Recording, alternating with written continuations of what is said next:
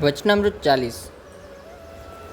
एक बेर श्री गोपाल लाल जी और श्री विठल राय जी दो जने अपने बैठक में बिराजे हैं और पान के बीड़ा आप आरोगे है। तिहा वैष्णव 10-5 आगे बैठे हैं और सत्य वृत्तांत जो पतिव्रता के धर्म वैष्णव को है ये सब आपस में वैष्णव प्रस्ताव कहे हैं।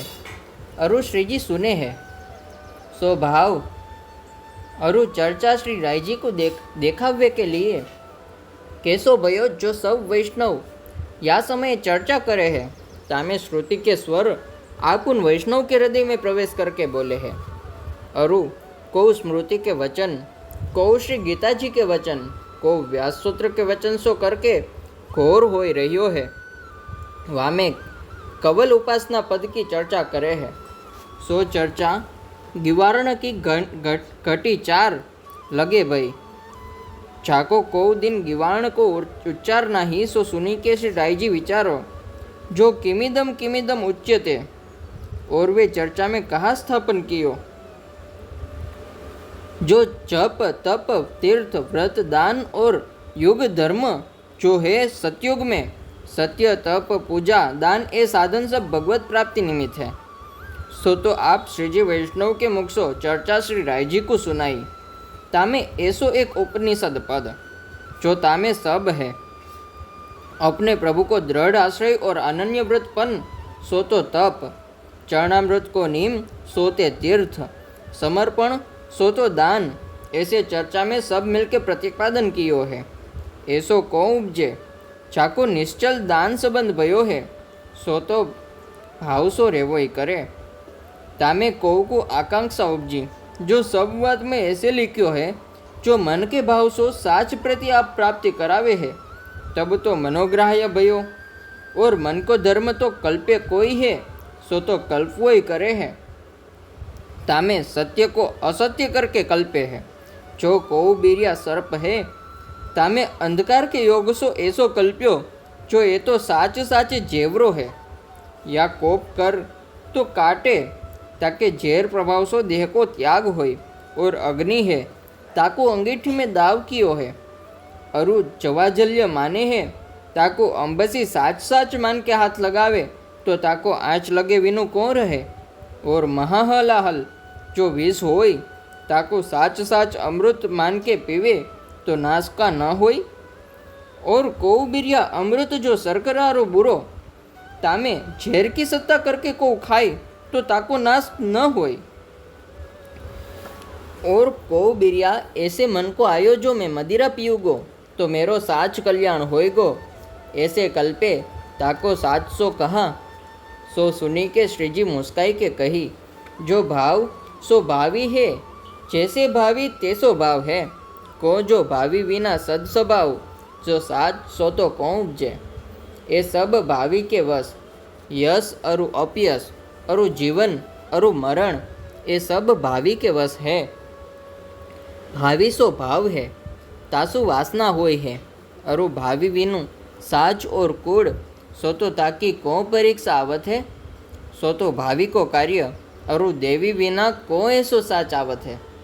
याते सर्वोपरि विश्वास अरु अपने स्वगुरु सो पुरुषोत्तम अरु इनकी उपासना ताको स्मरण अरु सेवन ताको अरु ताको ध्यान अरु मंत्र तो उनके नाम को शरणम करके कहनो तो श्रीजी है सो तो महत प्रसन्न होय थे ताके ऊपर दृष्टांत कहे है जो को क्षत्रिय होय के दिनत्व पद सो वर्ते तो महा उत्कर्ष कर्म लगे है जैसो जाको कर्म तैसो ताको सदैव अवश्य वर्तनो और को के ऐसो है जो अपने प्रभु विनु और कछु न रुचे और की सत्सता की ही नज़र में न भासे ताको कहाँ कर्म है। ये सब वार्ता चर्चा की आप सुने हैं। ऐसे में वैष्णव एक आई के श्री जी के आगे कही जो महाराज आज कानदास वृंदावन गयो है। सो सब वैष्णव विचार करन लगे आपस में इतनो कहावत है जो श्री जी की झांकी छोड़ के कौन गयो होएगो कछु रास उत्सव तो है नहीं अरु को गुसाई के कुंवर तो पधारे नहीं है सो ताको साथ हो गयो होएगो। तब श्रीजी कही जो एक बेर गयो चाहिए को देव देवी को निमित्त पूजन को गयो नहीं है और को अन्याश्रय बड़ो कियो नहीं। ये तो श्री ठाकुर जी को रमणीक स्थल है। सो सुनी के श्री रायजी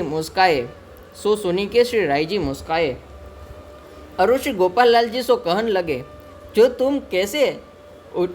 तुम ऐसे उन्मत्त सेवक कहाँ करो हो?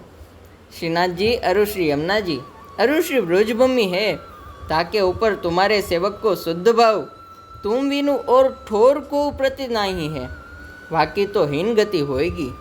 तब श्री जी मुस्काए, अरे राय जी, तुम यह कहा कहत हो? हम तो ऐसे जानत हो जे तुमको मार्ग को सिद्धांत तुम जानत हो और पहचान तुमको है, ऐसी और बालक को है नहीं। सो तुम ऐसे कौन कहत हो? सो सेवक को धर्म तो अनन्यता पूर्वक चाहिए और जाको मन एक स्वरूप में लग रही हो, ताको कहाँ कछु दोष है। वैष्णव को धर्म सो तो प्रीतिपूर्वक जाके हृदय में एक पुरुषोत्तम लग रहे तो और ठोर भटकवे को कहाँ प्रयोजन है। अरु अपने पुरुषोत्तम तो श्री जी है, परी इनको श्री जी को अपने जताई है। जो गुरु के विषय ईश्वर पद सो वर्तनो सो धर्म उत्तम है, ताते सेवक तो ऐसे चाहिए। इन सेवक सामान्य तो है नहीं। ऋषि दादाजी ने कैसे संप्रदाय स्थापन कियो है, तैसे हमारे ऐसे है तो तुमको ऐसे हम कहा कहे। जो प्रणाली का पुष्टि को तो एक है, तामे वृत्तांत बहुत पृथक सातों घर की प्रणाली का है और स्वरूप की प्रणाली का पृथक पृथक है, पर सब में श्री आचार्य जी की सत्ता है और स्वरूप की लीला तो अथाह है, ताको पार कैसे आवे। ऐसे श्री राय जी सुनी के विचार्यो, जो इनको ऐसी सृष्टि करवे की इच्छा है सो तो कार्य इच्छित होएगो, पर यामे कछु वेद विरुद्ध नहीं है। जो इष्टदेव सो श्री पुरुषोत्तम और सब पदार्थ जाको तदाकार वृत्ति भई है, तो और होवे को कहाँ प्रयोजन है। और दृढ़पन और विश्वास सो तो आप उपजावे विनु कैसे रहे, परि वामे कछु जीव को सामर्थ्य तो है नहीं। और कर्म अकर्म सत्कर्म जो है, तामे भगवत जैसे उपजावे है तैसे सबका उपज के वर्ते हैं। और जो वैष्णव है तिनको चिंता न करनी, तथा निवेदने चिंता सर्वथा तादृशैर्जने इति वचनात्। अरे राय जी, तुम सुनो हो, यामे सेवक को उन्मत्तपनो आप को देखो हो। इनको तो आज्ञा पालननी सेवक का धर्म जो दास पने रहनो और कोऊ की बराबरी न करनी और अहमेव जो गर्व न करनो। मैं ऐसे साधन करूँ हूँ और मैंने इंद्रिय को जीते हैं और मैं सुग्न हूँ, सेवा की रीति समझू हूँ और मार्ग की प्रणाली का सब जानत हूँ और चित्त में कछु है नहीं। ये तो धर्म जीवन है और सेवक को अपन को रह के सेवा करनी। अरे मुझको चूक पड़ेगे तो दोष लगेगो, ऐसे डरपत सेवा करनी। अरु मैं ऐसे मन में कल्पुवई करवो, जो मैं तो जीव हूँ, मूर्ख हूँ, सो तो है महाराजाधिराज। तुम भक्त के प्रतिपालन करन, सद्बुद्धि के दाता और पाखंड के खंडन, असरण शरण, काल भय रक्षक, माया मोह निवारक, सुबुद्धि कारक, ध्यानेशु निश्चल वृत्ति करण। ऐसे नित्य अनुस्मृति के वचन याद करके निरंतर रहनो और सेवा अपने प्रभु जी की करनी और हर्ष शोक न करनो और गर्व पाखंड न करनो और सत्य भाषण करनो, मन में विषय को न कल्पनो। ऐसे सदैव वर्ते हैं। एक आश्रय सो तो सेवक को उन्मत्त बनो कहाँ रहे हैं। सो सुनी के राय जी बहुत प्रसन्न भये और वैष्णव को चिंता न करनी। तहाँ ते बात यही है को जिन्होंने निवेदन करके अपने प्रभु सानिध्य गृह दारा पुत्र वित्त और अपनो देह समर्पण करियो है, ताको सर्वथा चिंता त्यजनी। कौन जो अपनी निजी इच्छा तैसे करे है, ताको कहाँ हर्ष शोक, अरु निरंतर आनंद में वर्ते है, ताको किंचित अज्ञान उपजे नहीं, तो दोष कौन लागे। ताके ऊपर श्रीजी एक तथा न ते माधव तावका कवचिद भ्रश्यन्ति मार्गात्वी बद्ध सोहदा ત્વયાભિગુપ્તા વિચરંતી નિર્ભયા વિનયાકાની કપમાં ધર્મસુ પ્રભુ। अरु गर्भ प्रदान जो श्री पुरुषोत्तम ताको सब समस्त देव मिली के कहे है, हे माधव तुम्हारे जो भक्त है ताको को दिन भक्ति में विघ्न होई नहीं। जो को वेदोक्त कर्म यज्ञ याग तप करे है ताको अहम पद सो माया बात करे। अरु जो तुम्हारे भक्त है सो तो तुम्हारे विषय सौरद्य जो संबंधधारियों है तब तुम या की रक्षा करो हो। तब वे जंतु विनायक जो देह है इनके मस्तक ऊपर पायो धर के तुम्हारे लोक स्वरूप को पावे है। को जो तुम रक्षा किए ताथे अहो राय जी, ऐसे जो निजजन ताको दोष कहाँ लागे। अरु हीन गति कौन पावे। सो सुनी के श्री राय जी आनंद पाए। जो कैसे भक्ति के विशेषण अधिक आप लिख के श्री मुक्सो कहे है। तब सब वैष्णव आनंद पाए। जो भगवद आज्ञा स्वधर्म पालनो सो वृत्त है। फिर पीछे वे सब अपने स्थानक पे गए। आप श्रीजी भीतर पधारे। इति चत्वारी शतम वचनामृतनो भावार्थ संपूर्ण। भावार्थ આપણે હવે કાલે લઈશું, એમ જ કરું ને? હા, વચનામૃત સંપૂર્ણ। ભૂલચૂક થઈ હોય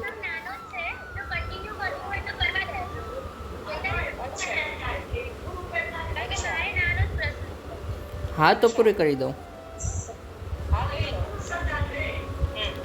हाँ, भावार्थ।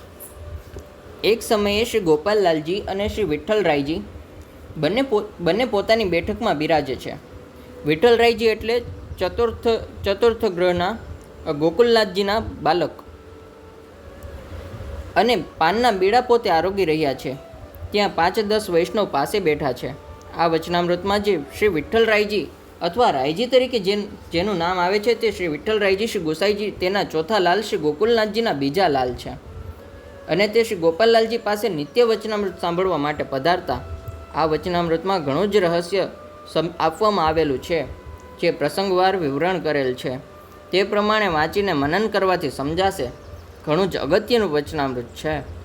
શ્રી ગોપાલલાલજી તથા શ્રી વિઠ્ઠલરાયજી પોતાની બેઠકમાં બિરાજી રહ્યા ત્યારે શ્રી ગોપાલલાલના વચનામૃત સાંભળવા માટે 5-10 વૈષ્ણવ તેમની પાસે આવીને બેઠા અને કથા પ્રસંગને હજુ થોડો સમય બાકી હોવાથી વૈષ્ણવો એકબીજા પતિવ્રતા ધર્મની ચર્ચા અને તેના સત્ય દાખલા દ્રષ્ટાંત આપીને એકબીજાથી પ્રસંગની ચર્ચા કરી રહ્યા છે કે પતિવ્રતાનો ધર્મ સર્વથી શ્રેષ્ઠ ધર્મ છે અને તે ચર્ચા શ્રીજી પોતે સાંભળી રહ્યા છે।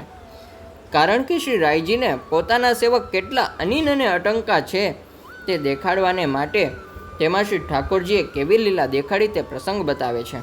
તેમાં એવું બને છે કે વૈષ્ણવો તે સમયે ચર્ચા કરે છે તેમાં શ્રુતિના જે વેદના શ્લોક તે વૈષ્ણવના હૃદયમાં આપ પ્રવેશ કરીને બોલાવે છે અને કોઈ સ્મૃતિના એટલે શાસ્ત્રના વચન તો કોઈ ગીતાજીના વચન તો કોઈ વ્યાસસૂત્રની વાણી બોલીને મોટો શોર કરી રહ્યા છે। તેમાં કેવલ સેવા માર્ગની ચર્ચા કરે છે। તે ચર્ચા સંસ્કૃત ભાષામાં 4 ઘડી કહેતા 96 મિનિટ સુધી ચાલી।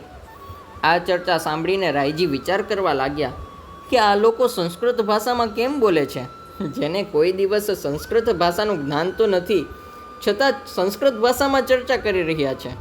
તેથી રાયજી ઘણું આશ્ચર્ય પામ્યા અને તે ચર્ચામાં શું પ્રતિપાદન કર્યું।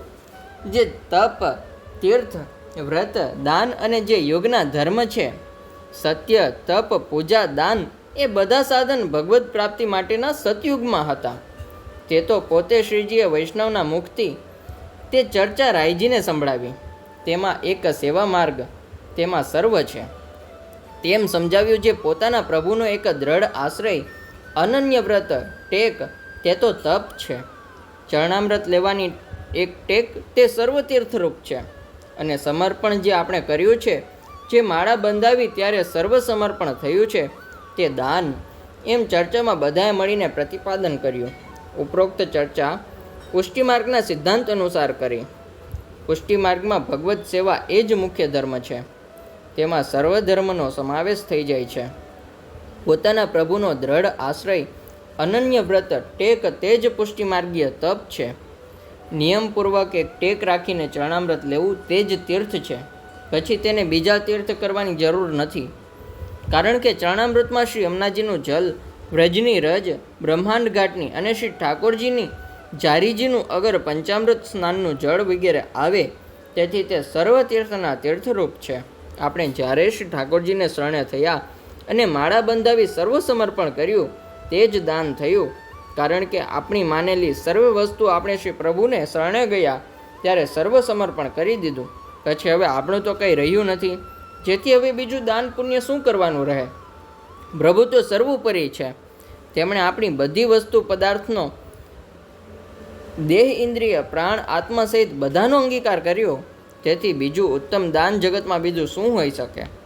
અહીંયા તમામ સકામ ભાવનાને વશ થઈ જાય છે. જપ, તપ, વ્રત, દાન, પુણ્ય, તીર્થ આ બધા તો સતયુગના સાધનો યુગ પ્રમાણે ભગવદ પ્રાપ્તિ માટેના હતા, સકામ નહીં. તે બધા સાધનનો સમાવેશ પુષ્ટિ માર્ગમાં એક ભગવદ સેવા, દ્રઢ આશ્રય, ટેક, ચરણામૃત સમર્પણ તેમાં સમાવેશ થઈ જાય છે. તેથી તેવા જીવે હવે બીજું કશું સાધન કરવાનું બાકી રહેતું નથી. તેવું બધા વૈષ્ણવો દ્વારા ચર્ચામાં પ્રતિપાદન કરીને રાયજીને શ્રી ગોપાલલાલજીએ સંભળાવ્યું. કારણ કે પોતાની સૃષ્ટિ તથા સેવક કેવા અનન્ય ભાવવાળા અને પુષ્ટિના સાચા સિદ્ધાંતને સમજનારા છે અને પોતાની સૃષ્ટિ કેવી અલૌકિક છે, તેવું રાયજીને બતાવવા ખાતર શ્રીજીએ વૈષ્ણવ દ્વારા આવી ચર્ચા કરાવીને રાયજીને પોતાનું પ્રતાપ બળ દેખાડ્યું તેમ સમજાય છે. વળી આગળ કહે છે કે આવો ભાવ કેમ રહે અને તે ભાવ ક્યારે ઉપજે? તેનો જવાબ નીચે મુજબ આપે છે. જે જીવને નિશ્ચલ દ્રઢ દાન અને ભગવત સંબંધ થયો છે અને તેનો તેવો ભાવ રમ્યા કરે છે, જે મને શ્રી ઠાકોરજીનું દાન થયું છે અને મારે પ્રભુનો દ્રઢ આશ્રય છે, તેવું જેના મનમાં ચોક્કસ છે, તેને તેવો ભાવ જરૂર ઉપજે. અને ભગવત દ્રઢ આશ્રય એક ભાવનાથી જ સિદ્ધ થાય છે. ભાવના વિના ભગવદ ધર્મ ફલિત થતો નથી. ત્યારે કોઈના મનમાં એવો પ્રશ્ન થયો કે બધી વાતમાં એમ જ લખ્યું છે કે જે મનના ભાવથી આ પ્રાપ્તિ કરાવે છે, ત્યારે તો મનોગ્રાહ્ય થયું અને મન તો આનંદ આપનારું થયું. અને મનનો ધર્મ તો કલ્પના કરવાનો છે, તે કલ્પના કર્યા જ કરે છે. અને મન તો ક્યારેક એવી પણ કલ્પના કરે જે સત્યને અસત્ય કરીને માને. કારણ કે કોઈ સમયે અંધારામાં સર્પને દોરડાની કલ્પના કરી બેસે અને પકડે તો તે કરડ્યા વગર રહે નહીં અને તેના ઝેરથી તો દેહનો નાશ થાય. ક્યારેક સગડીમાં દેવતા જગતા હોય અને પાણી માનીને હાથ લગાડે તો દાજ્યા વિના કેમ રહે? અને મહાન ઝેર છે તેને ખરેખર અમૃત માનીને પીવે તો તેનો નાશ થયા વગર કેમ રહે? અને કોઈ સમયે અમૃત જે સાકર અથવા બોરું તેને ઝેર માનીને કોઈ ખાય તો તેનો નાશ થાય ખરો? અને કોઈ સમયે મનમાં એવું આવ્યું કે હું મદિરાનું પાન કરું તો ખરેખર મારું કલ્યાણ થશે, એવી ખોટી કલ્પના જો મનથી કરે તો તેનો સાચો ભાવ કેમ માની શકાય? કલ્પના મનમાં થાય, સાચી ઉપજે તો તે ફળીભૂત થાય તે સમજાવે છે. માટે તેમાં અર્થ એ નીકળે છે કે પ્રભુનો દ્રઢ આશ્રય જ રાખવો, તો જ સત્ય ભક્તિની કે પ્રભુ પ્રાપ્તિ થાય. પણ કોઈ અન્ય સાધન કે આશ્રય કરીને મનમાં કલ્પના કરે કે મને ભગવત પ્રાપ્તિ થશે તો ઉપરના દ્રષ્ટાંતથી સમજી લેવાનું રહે છે. તે સાંભળીને શ્રીજી હસ્યા અને કહ્યું, જે જેવો ભાવ તેવું ભાવી બંધાય, જેવું ભાવી બંધાય તેવો ભાવ થાય છે. અરસપરસ છે. જેનું ભાગ્ય ઊંચું હોય તેનો ભાવ પણ ઊંચો હોય, અને જેનું ભાવિ નિર્બળ હોય તો તેનો ભાવ પણ તેવો જ હોય છે. કારણ કે પૂર્વના સદભાગ્ય વિના સદભાવ જે સાચ કેમ ઉપજે? સત્ય તો ત્યારે જ સમજાય જો પોતાનું સદભાવી હોય તો જ. ભાવિને વશ જસ અપજસ જીવન મરણ હોય છે. જેવું ભાવિ તેવો ભાવ, અને જેવો ભાવ તેવી વાસના હોય છે. ભાવિ વિના સાચું અને ખોટું એની પરીક્ષા કેમ આપી શકે? દૈવી જીવ હોય તો તેની પરીક્ષાથી ભાવનું કાર્ય થઈ જાય. દૈવી જીવ વિના એવું સત્ય કોઈને સમજાતું નથી. દૈવી જીવો પોતાના સ્વધર્મ પરાયણ રહે છે.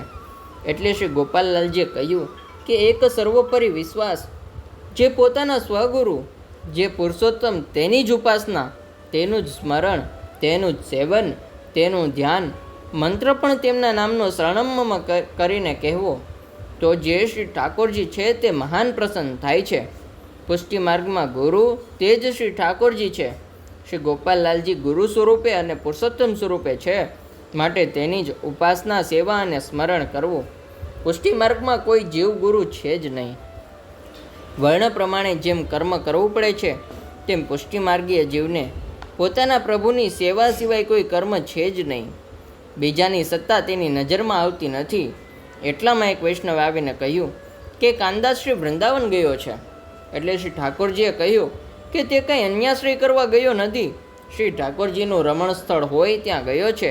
તે સાંભળી શ્રી વિઠ્ઠલરાયજી મુસ્કાયા અને ગોપાલલાલજીને કહેવા લાગ્યા કે તમે આવા ઉન્મદ સેવક કેમ કરો છો, કે તમારા સિવાય તમારા સેવકને બીજા ઉપર ભાવ છે જ નહીં, અને શુદ્ધ ભાવ તો કોઈ ઉપર છે જ નહીં. ત્યારે શ્રી ગોપાલલાલજીએ શ્રી વિઠ્ઠલરાયજી પ્રત્યે કહ્યું કે હું તો એમ સમજતો હતો કે તમને માર્ગનું ઘણું જ્ઞાન છે. તમે આ શું કહો છો? તમને માર્ગના સિદ્ધાંતનું જ્ઞાન અને પહેચાન છે તેવું અન્ય કોઈ બાળકોને નથી. સેવકનો ધર્મ તો અનન્યતાપૂર્વકનો હોવો જોઈએ, અને જેનું મન એક સ્વરૂપમાં લાગ્યું છે તેને કશો દોષ લાગતો જ નથી. વૈષ્ણવનો ધર્મ તો તે જ છે કે પ્રીતિપૂર્વક પોતાના હૃદય કમળમાં એક પુરુષોત્તમ પ્રત્યે જ મન લાગી રહેલું છે. પોતાના સ્વપ્રભુમાં જ જેનું ચિત્ત ચોટેલું છે, તે તો બીજે ભટકવામાં શું પ્રયોજન છે? જેને પોતાના સ્વપ્રભુજી શ્રીજી સાક્ષાત પુરુષોત્તમ રૂપ જ છે, અને પોતે જ કહે છે કે પોતાના સ્વગુરુ તે જ ઈશ્વર માનીને વર્તવું તે ઉત્તમ ધર્મ છે. પુષ્ટિ માર્ગમાં જીવગુરુ છે જ નહીં તેમ કહેવામાં આવ્યું છે.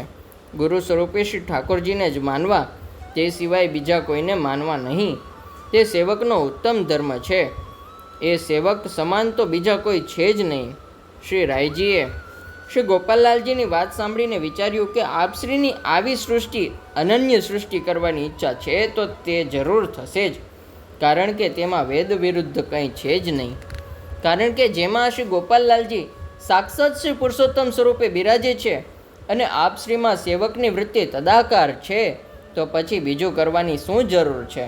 દ્રઢ આશ્રય અને વિશ્વાસ એ સેવકને ઉપજ્યા સિવાય કેમ રહે? જીવનું સામર્થ્ય તો કંઈ છે જ નહીં. કર્મ, અકર્મ અને સત્કર્મ તે તો ભગવદ ઉપજાવે તેમ સૌ કોઈ કરે છે, તેથી જીવે કંઈ ચિંતા કરવી નહીં. શ્રી ગોપાલલાલજીએ કહ્યું કે અરે રાયજી, તમે સાંભળો, તેમાં સેવકનું અનુમેદપણું તમને શું જોવામાં આવ્યું? સેવકનો ધર્મ તો દાસપણે રહેવું અને પોતાના પ્રભુની આજ્ઞામાં રહેવું તે જ છે. વૈષ્ણવોએ કોઈની બરોબરી ન કરવી, ગર્વ ન કરવો, મનમાં એમ માનવું કે મેં આ સાધન કર્યું છે, મેં ઇન્દ્રિયોને જીતી છે અને સેવા પ્રણાલિકા જાણું છું, એવું ચિત્તમાં કોઈ પણ પ્રકારનો ભાવ થવા દેવો નહીં. સેવકે તો હંમેશા પોતાના પ્રભુના દાસ બનીને સેવા કરવી. સેવામાં મારી ચૂક પડશે તો મને અપરાધ થશે તેવો ભય સતત રાખ્યા કરવો. મનમાં એવી ભાવના રાખવી કે જે મહારાજ, હું તો જીવ છું, મૂર્ખ છું, હે મહારાજાધિરાજ, ભક્તનું પ્રતિપાલન કરવાવાળા, સદબુદ્ધિના દાતા, પાખંડ ખંડન, અશરણ શરણ, કાળભય રક્ષક, માયામોહ નિવારક, સદબુદ્ધિકારક, જ્ઞાનેશુ નિશ્ચલ વૃત્તિકરણ એવા પ્રભુને દિનવચન નિરંતર કરતા પોતાના પ્રભુની સેવા કરવી. વૈષ્ણવોએ હર્ષ કે શોક કરવો નહીં, ગર્વ કે પાખંડ કરવો નહીં, અને હંમેશા સત્ય બોલવું, મનમાં વિષયની કલ્પના ન લાવવી. આ પ્રમાણે હંમેશા વર્તે છે, અને એક આશ્રય હોય ત્યારે સેવકમાં ઉન્મત્તાપણું ક્યાં રહે છે? આ સાંભળીને રાયજી બહુ જ પ્રસન્ન થયા. વૈષ્ણવોએ ચિંતા કરવી નહીં, કારણ કે જીવને નિવેદન કરતી વખતે પ્રભુશ્રીની સાનિધ્યમાં ઘર, સ્ત્રી, પુત્ર, ધન અને પોતાનો દેહ એમ સર્વ સમર્પણ કર્યું છે.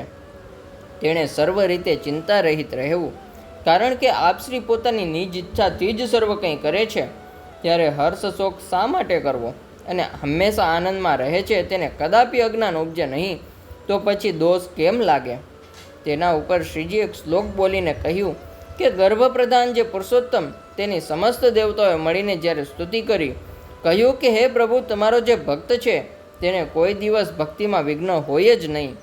જો કોઈ વેદોક્ત કર્મ, યજ્ઞયાગ, તપ કરે છે તેને અહંભાવથી માયા બાદ કરે છે, પણ તમારા ભક્ત છે તે તમારા વિશે સોહદ જે સંબંધથી ધર્યો છે અને તેથી તમે તેની રક્ષા કરો છો, ત્યારે તે જંતુ વિનાયક જે દેવ છે તેના મસ્તક ઉપર પગ ધરીને તમારા સ્વરૂપને પામે છે, કારણ કે તમે રક્ષા કરો છો તેથી જ. અરે રાયજી, આવા જે પોતાના વૈષ્ણવો છે તેને કેમ દોષ લાગે અને બુરી દશાને કેમ પામે? આ સાંભળી શ્રી રાયજી આનંદ પામ્યા. જો ભક્તિના કેવા વિશેષણો આપે લખીને શ્રીમુખથી કહ્યા છે, ત્યારે સર્વે આનંદ પામ્યા. જે ભગવદ આજ્ઞા મુજબ સ્વધર્મ પાળવો એ જ વ્રત છે. પછી સૌ કોઈ પોતપોતાના સ્થાનક ઉપર ગયા. આપ શ્રીજી ભીતર પધાર્યા. એથી 40મા વચનામૃતનો ભાવાર્થ સંપૂર્ણ. જો મારી કાંઈ ભૂલચૂક થઈ હોય તો દાસના દાસ જાણીને ક્ષમા કરવા વિનંતી. જય શ્રી ગોપાલ.